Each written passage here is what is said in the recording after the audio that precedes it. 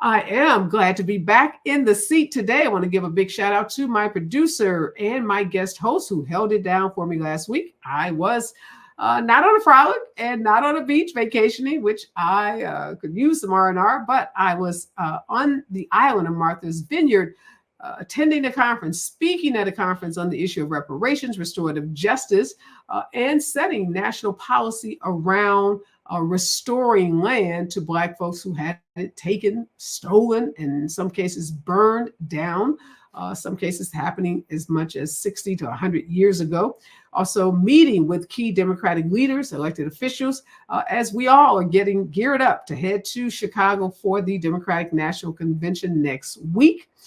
So happy to be joined in this hour by two experts on an issue that's going to be top of mind for many of us headed to the convention, and that is artificial intelligence and how these deep fakes, as they are called, are being used in this election.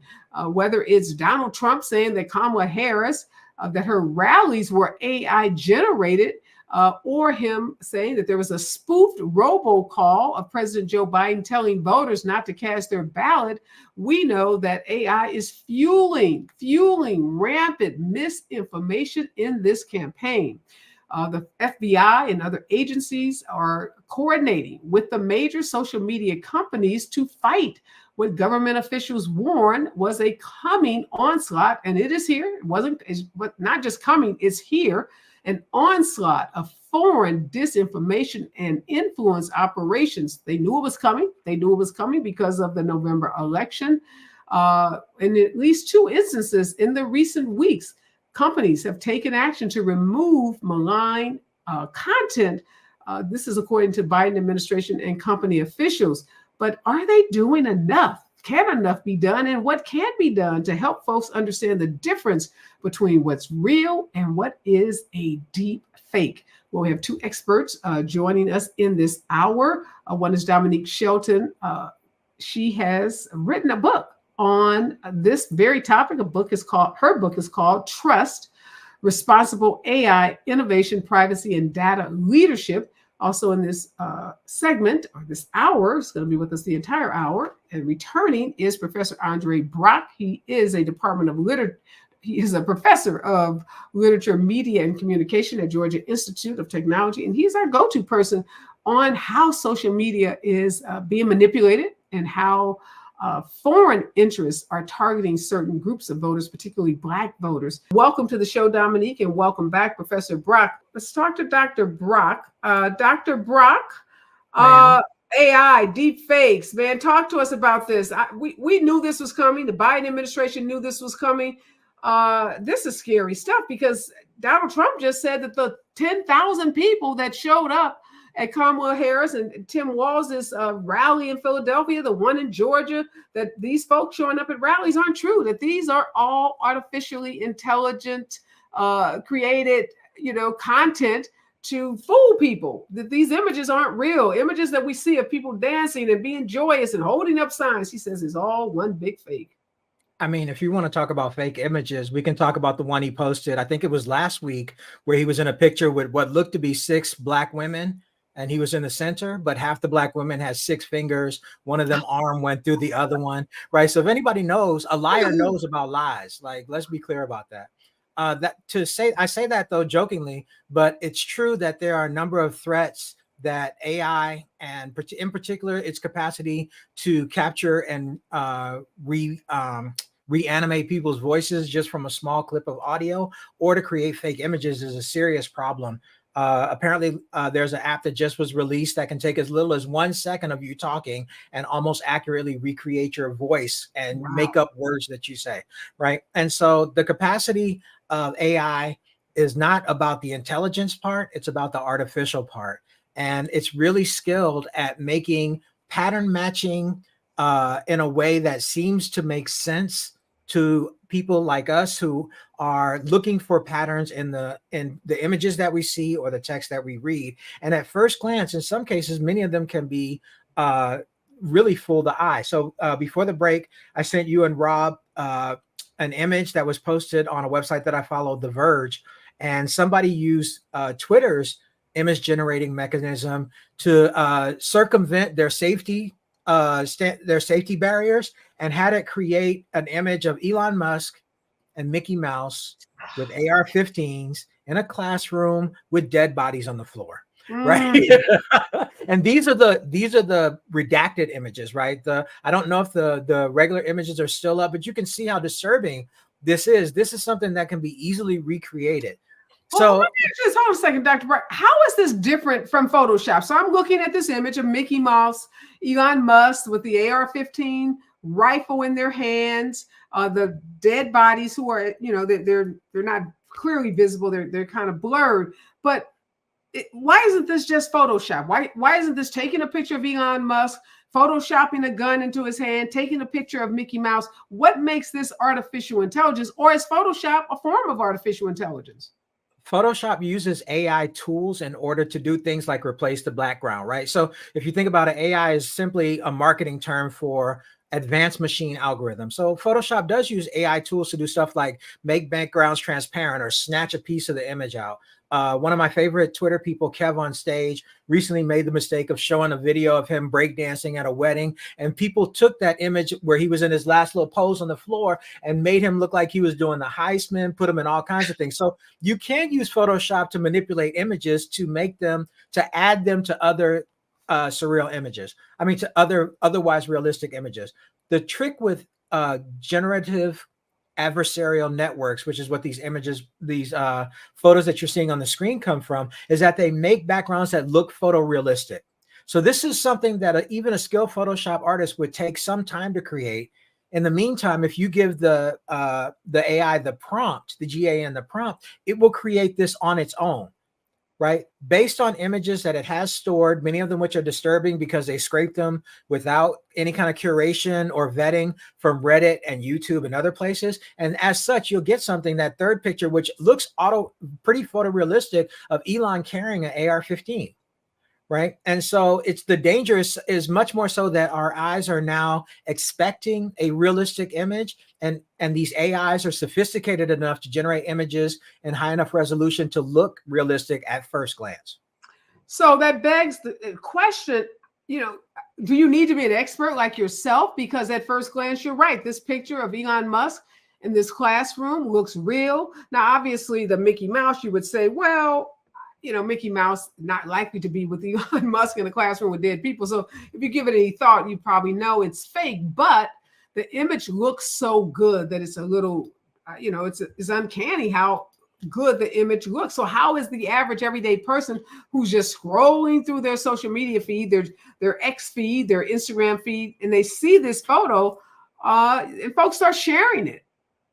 One of the principles about information literacy, particularly in this age of AI generated images and trolling posts that the algorithm sends you, one of the first thing I tell my students is, when you see something that excites you to want to react to it, pause, take a second, think, and then start to look at it, right? Because in many cases, there's going to be something, because these AI image generators are not perfect, there's going to be something in the image that does not ring true, right? Even if it's something like, trying to scrub the numbers off Kamala's plane, right, to make it look like that it was an actual Photoshop plane and that there was no real crowds. Take a second, but also look for other sources that have also interacted with the image or with the text. And if you take a moment to reflect and think about it, you won't be as likely to be taken in by it. Being said, one of my favorite accounts is one that does recreations of African Americans in history, and it's posted some images where the African Americans they've recreated are not historically accurate, right? And so even in things which you think are benign, right, you should still take time to think about it before you react to it and start sharing it on your networks. So I'm wondering if you, or I think Dominique is back, if either of you have seen this video of this woman who is in the breakdancing contest at the Olympics. And it's a video. Not AI. That's not AI.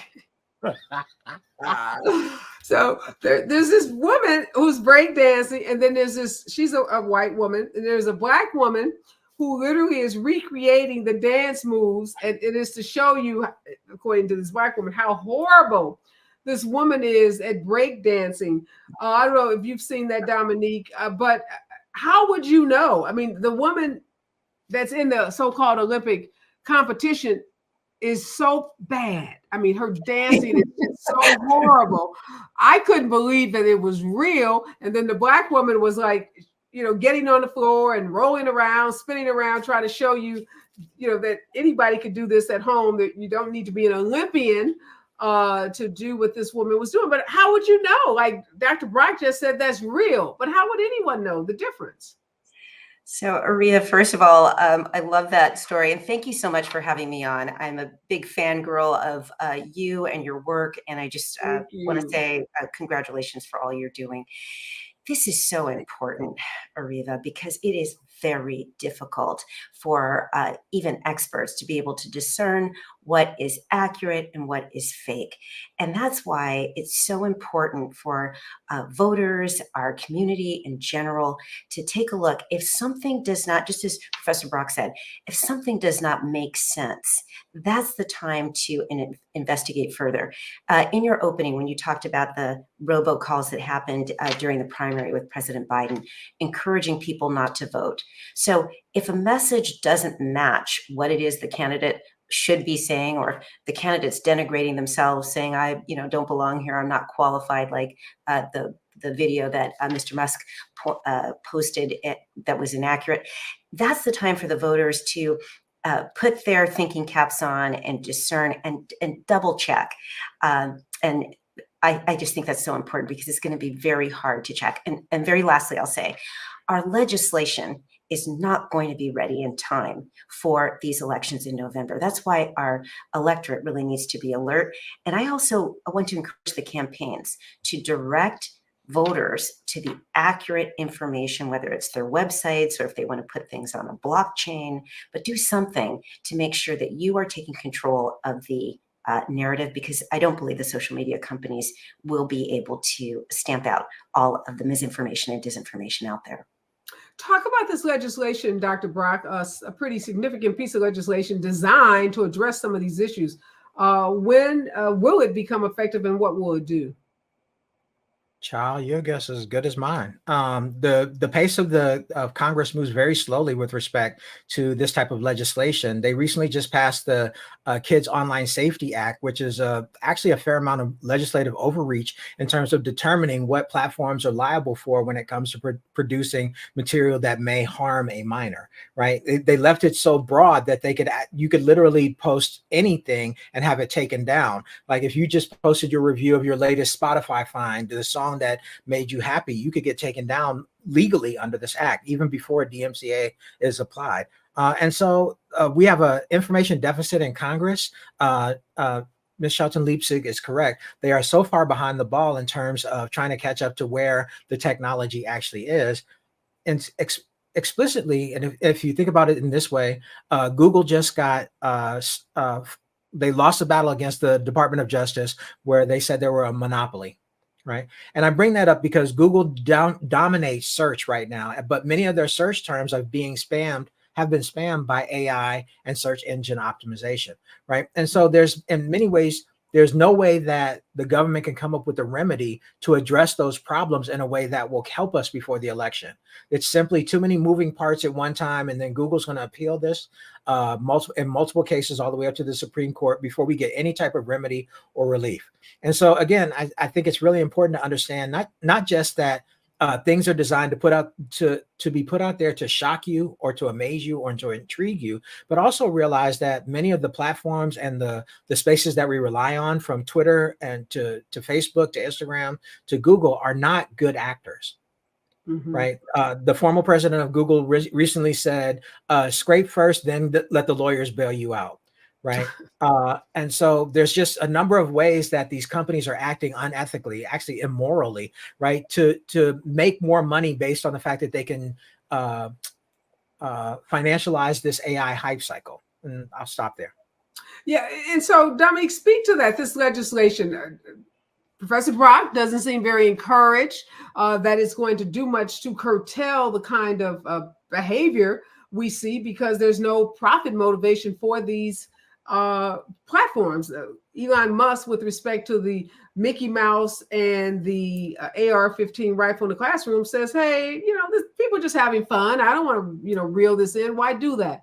What do you think about this legislation? Do you think, obviously not before November, but after the election, might it have some impact on the proliferation of this AI and this, these deep fakes?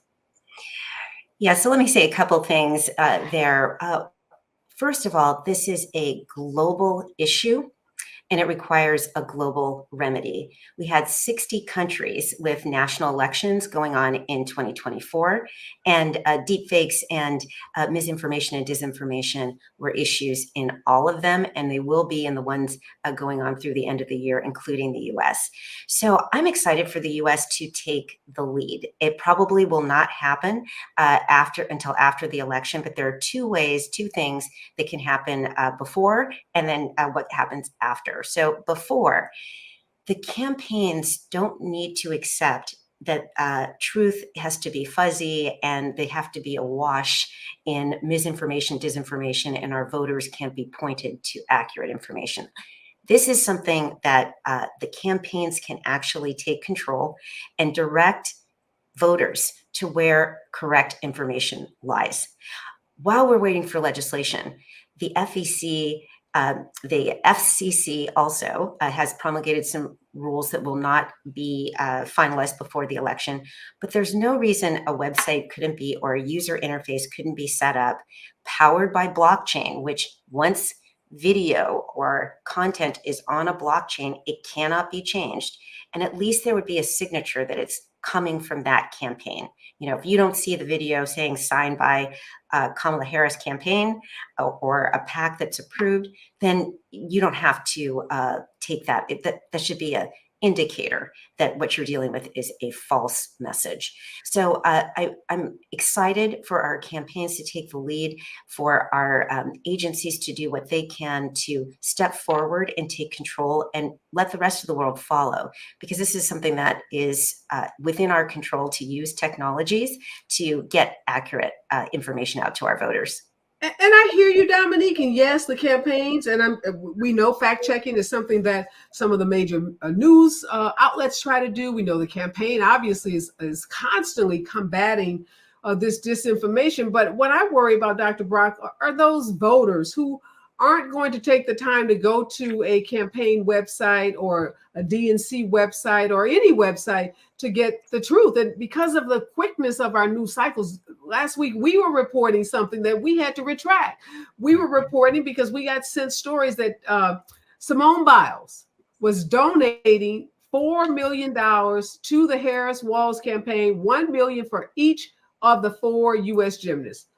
We reported that out, and then my smart producer, Robert, said, well, let me check this. We started checking around Sports Illustrated, Wash Post, New York, places where that story would have been. We couldn't find any verification for it. Then we went and looked at what Simone Biles had made last year. Don't know if it's true, but we were told by some site that she only made $7 million. So if you only made $7 million, not likely that you're donating $4 million to a political campaign. So I retracted the story. I'm on Martha's Vineyard the last week or the last couple of days, and people tell me the story again. I said, wait. I've heard that story, and I've tried to fact check it. I've not been able to find any reputable source for that statement, and I still haven't to this day. So even folks like me, seasoned, experienced news people, media, journalists, check every box, can be fooled by these false and fake stories because we'll see a name, we see a picture, and at the time that seemed fairly reasonable, right? We're all excited about the Olympics. Maybe somebody got super excited and donated, but like I said, we were not able to verify it. When we come forward, I want to talk about what does the person who's super busy, who doesn't have time to go check websites, can't do that kind of fact checking, isn't going to have a Robert. How do they know what's real and what's a deep fake? So Dominique, talk a little bit more about your book. What, why did you write it? What can people expect? And who needs to be reading this book, particularly in this moment? So the book is really for everyone.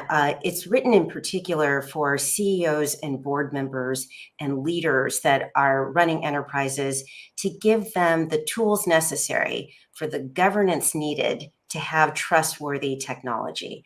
You see, companies that are trusted are 400% more successful than those that are not.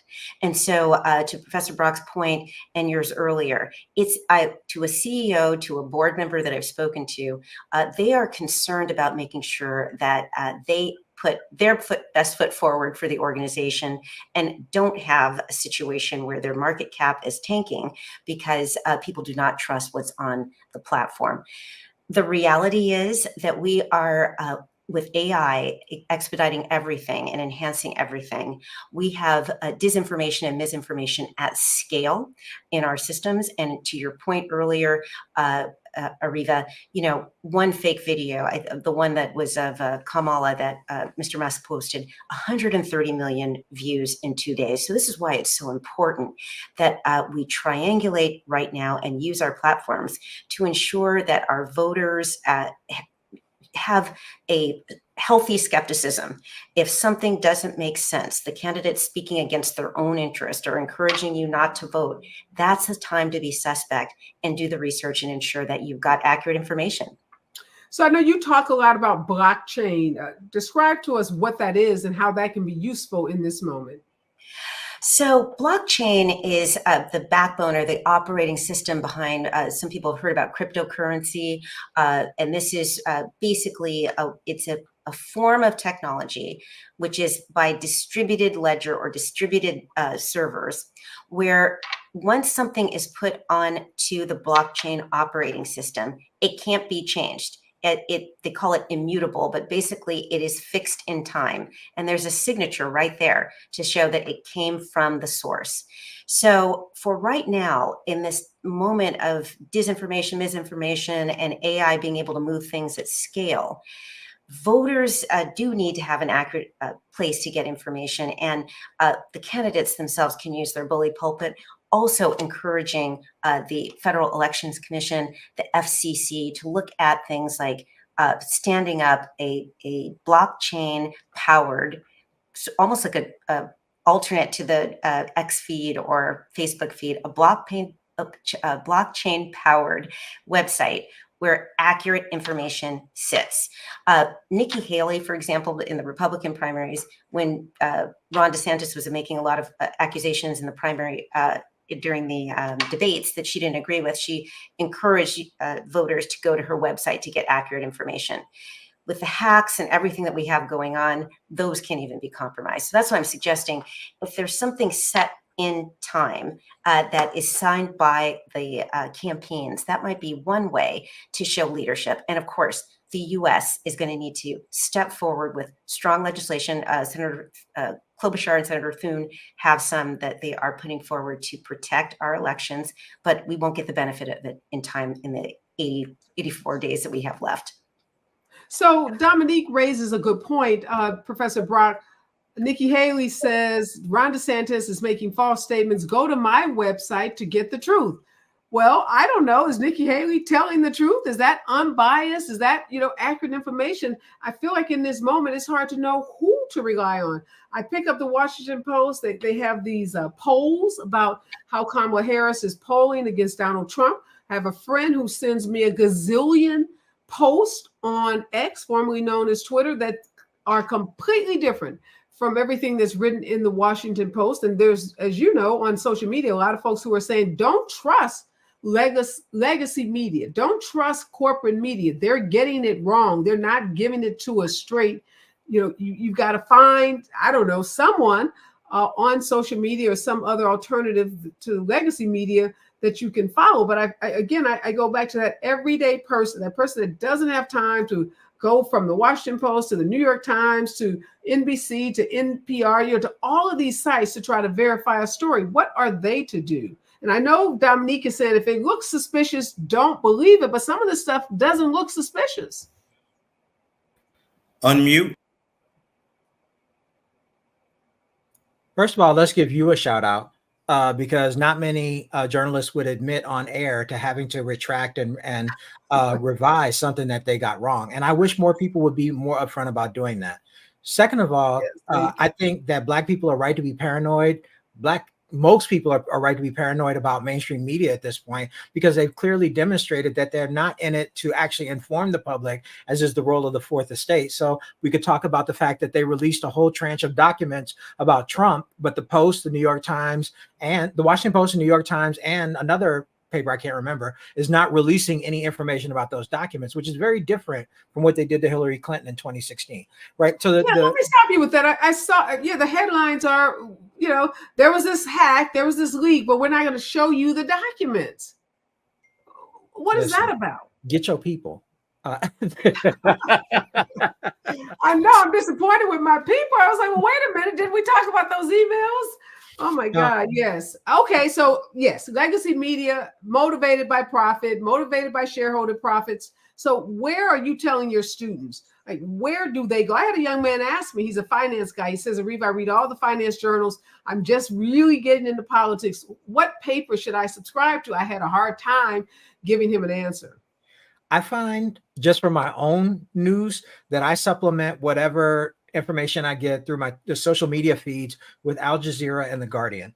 They have less biased reporting on New York things, and they're coming from an outsider's perspective. So The Guardian literally said Trump lies during his his most recent press conference, right? You're not going to see that in most American newspapers. They're just not going to do it. The other thing I want to point out, and this is just from my own research, is that we are trained to think that if you present something to us on a white page, even if it's in our browser, with Black text, with the right headlines, that it's an authoritative source, right? And so Trump recently got sued by Jocelyn Benson, the Secretary of State from Michigan. Not Trump, sorry. Musk recently got sued by Jocelyn Benson because they put up a form claiming to register you automatically online if you fill out your demographic information in whatever state you're in. And it turns out the battleground states that we are most concerned about getting flipped or suppressed in order to keep the Democrats from winning, you can't do online registration in Texas using a website. So basically, Musk built a website that looks legitimate, that harvests user information, right, for voter suppression or misinformation. So this website, let me get this right. This website makes people think they are registering to vote when they in fact are not.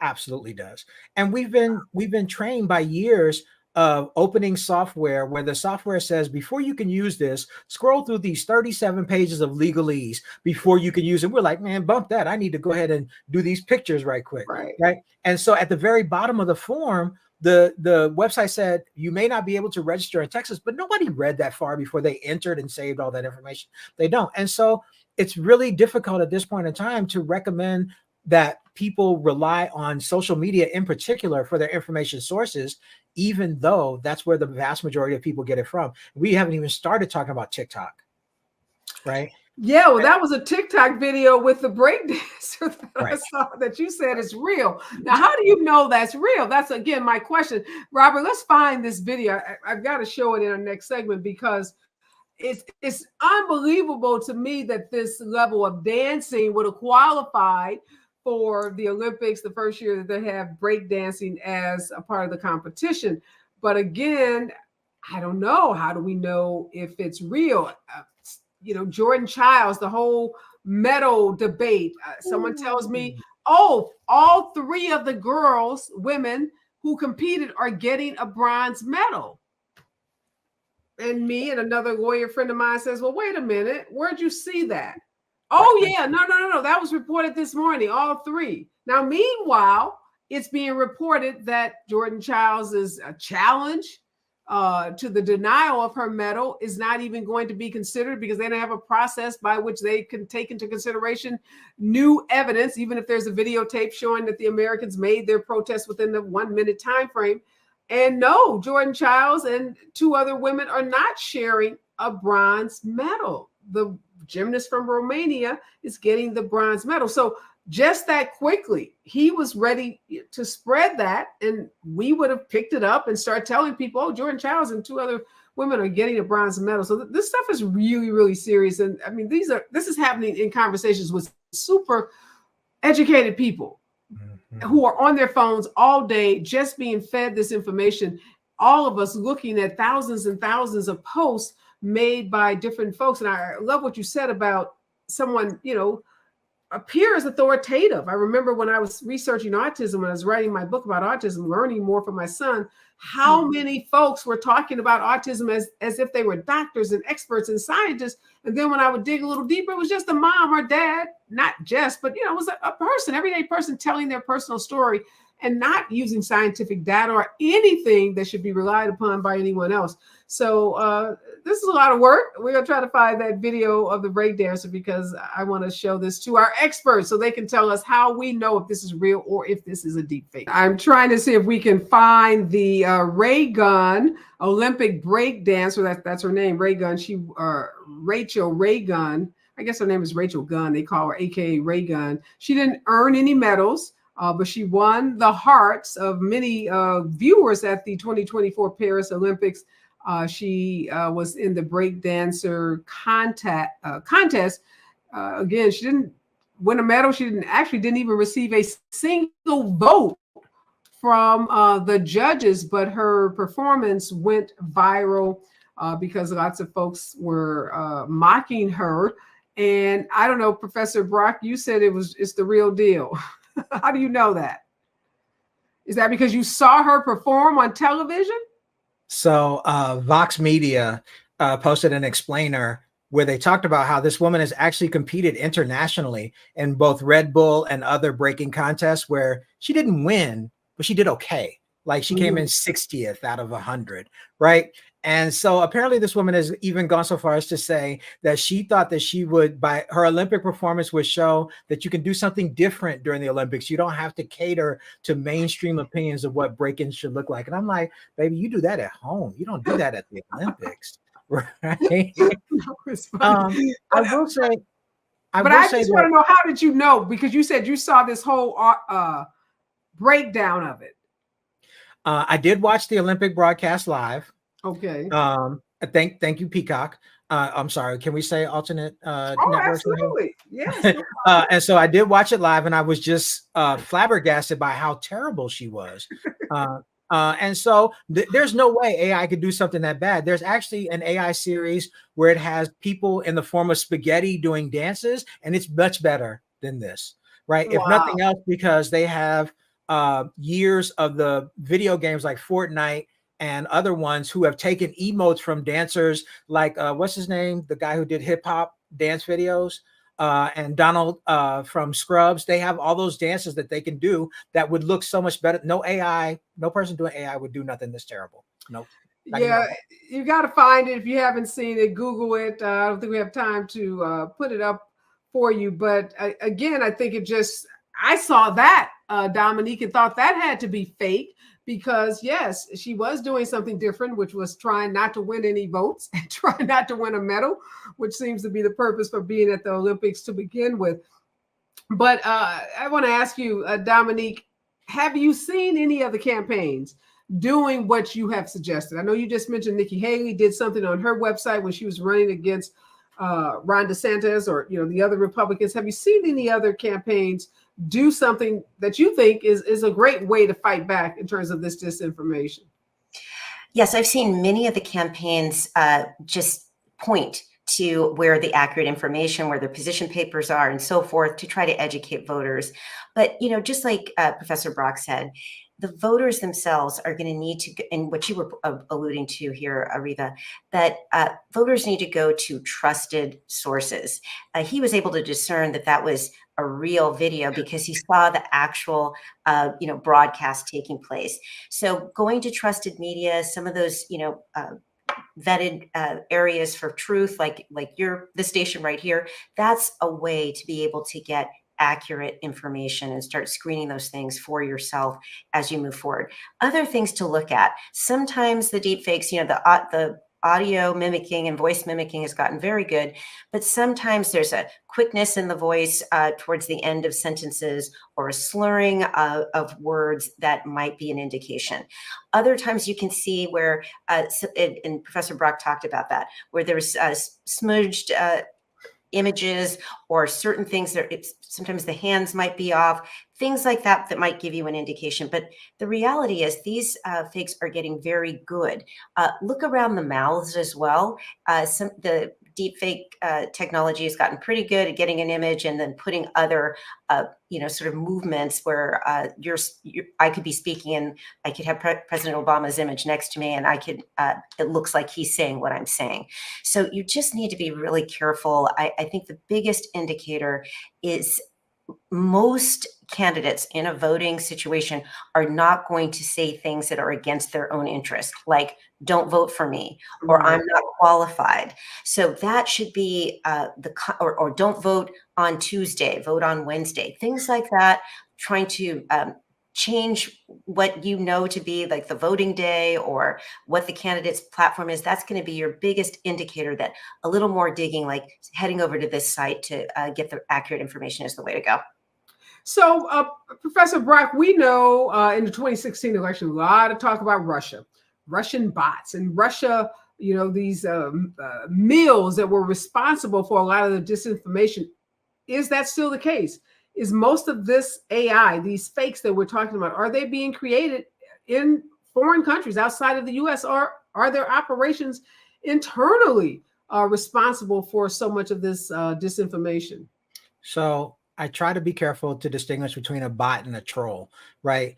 And one of the reasons why it's not as difficult as it may seem is that AI has a lot of trouble with African American vernacular. They just can't really get the way we talk. They do it wrong, and you usually can tell, right? And so what is actually a pretty reliable indicator is if they are grammatically incorrect with their use of AI, or if the username is basically a bunch of numbers at the end, or if they're a new account. Like, those are ways to tell both bots, right?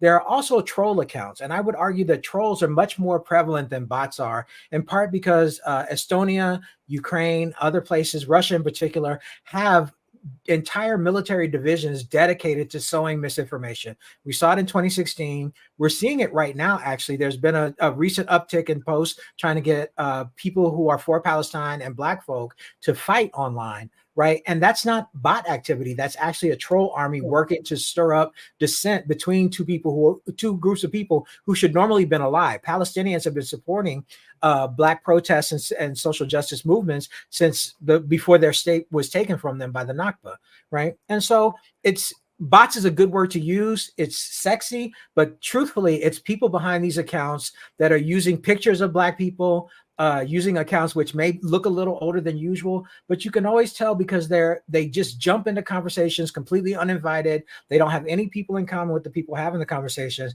and they start doing things to stir up drama, right? And that last piece is really key. If somebody's coming in just to try to get you to react, it's a really good chance that that's a troll, right? Whether it's a person in Romania or if it's a person in Central Ohio, right? And the key is not to necessarily react to that person, right? Because one of the things Black people love to do is clap back. But in some cases, it doesn't help to clap back. If you have to do something, screenshot them, shame them with the screenshot, and then slide. Or as David Simon says, mute, block, and roll. Don't give them the pleasure, because trolls thrive on getting you to react. That's how they win. And in particular moments like this, where we have an election on the line, if they can get you to start fussing with them, that feeds back into your timeline and you look like a dummy because you done crashed out, right? And so you should be careful engaging with people who are here to piss you off. Mute, block, and roll. That is the perfect way to end this incredibly informative session. Thank you so much, Dominique Shelton Leipzig. She is the author of Trust, Responsible AI, Innovation, Privacy, and Data Leadership. And Andre Brock, who is always right on point, and he gave us some words to live by: mute, block, and roll. Thanks to both of you.